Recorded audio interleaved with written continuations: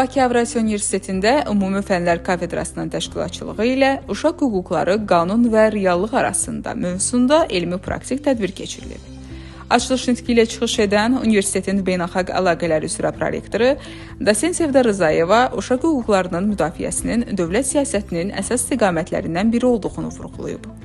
Ümumi Fənlər Kafedrasının müdiri Dosent Sevil Bəhramova uşaq hüquqlarının qorunması ədalətli gələcəyin əsasıdır mövzusunda çıxış edərək ailə, təhsil və cəmiyyətin bu sahədəki məsuliyyətindən danışıb. Professor Mais Əliyev uşaqların sosial müdafiəsinin hüquqi tənzimlənməsindən bəhs edib. Kafedra müəllimləri Natiq Həsənov, Əjdər Yunusov, Aysu Nəzər və Günel Cəfərova uşaq hüquqlarının qorunması və bu sahədəki dövlət siyasətinin müxtəlif aspektləri barədə ətraflı təqdimatlar edərək iştirakçılara dəyərli biliklər veriblər. Tədbir interaktiv müzakirələrlə davam edib, iştirakçılar fikir və təkliflərini bölüşüblər.